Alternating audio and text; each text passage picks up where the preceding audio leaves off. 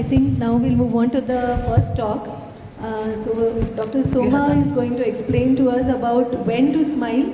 She's a brilliant cornea refractive surgeon. Thank you. And looking forward to your talk.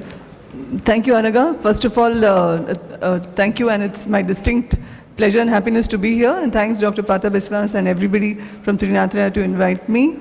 Dr. Pata, your surgery was almost, you hypnotized the patient and hypnotized us also with your surgery. So wonderful.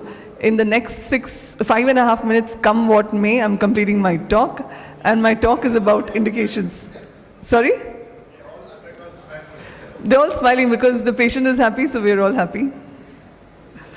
Right. No financial disclosure, unfortunately. So the goal has been to create an intrastromal lenticule that can be removed as a single piece, and so that we don't need to use the photoablation by an excimer laser. So you do it in one step. That's what it is. And it was Smile technique was launched by Visumax. Now we have other companies and also coming out some more companies. But anyway, so this was launched in 2008, and we were one of the first movers for this machine. We got it probably 2010. So I've been doing Smile for approximately 12 plus years. And this is my very first case, which I still have retained, because it was amazing to see these two incisional edges that we see in some of our cases. Now you really you have to, it's difficult to see, it's not this easy. Sometimes you don't even see them when the patient come for follow-up. Excellent results in low, moderate and high myopia. Up to -8 is my cutoff. Beyond that, I would rather opt for a phakic eye or something, but you can use it to up to -13, I think. So it's a surgeon who can decide till what. Like Dr. Tityal said, he would do even -0.75. I wouldn't. My lower cutoff would be something like -2. And it's easy at the lower levels of myopia for LASIK, but Smile gets more challenging because we already went into that. We said it's thinner. And high astigmatism and hyperopia, higher astigmatism. You have astigmatism which is up to -4 or even a little more, but they're not available for hyperopia. So when would we consider Smile? In all cases which are excellent for, say, femto-LASIK or LASIK, those are automatic candidates for Smile. You need good, adequate residual stromal thickness, a little bit more, in fact, than what you need for femto-LASIK. And when specifically you can consider Smile is where post-operative dry eye is an issue.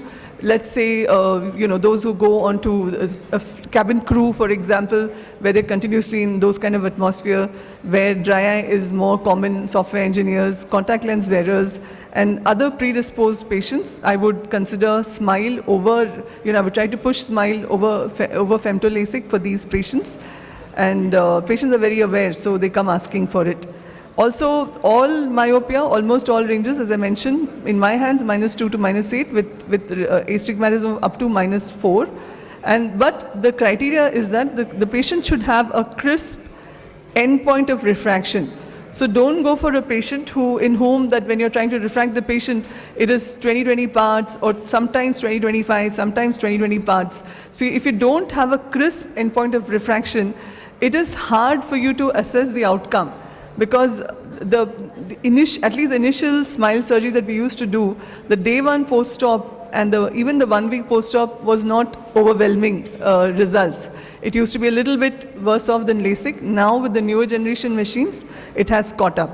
So select a patient who has a good end point of refraction, so you know exactly what to put into the machine. Refraction is the key for these patients. And those were not anticipating regression or retreatment, that is an old enough patient, so not a very young, like a 19-year-old, 20-year-old, where you might have some evolution, there might be some more increase in myopia. So select a patient where you are absolutely sure that the patient's myopia is not going to progress. And I mentioned contact lens wearers.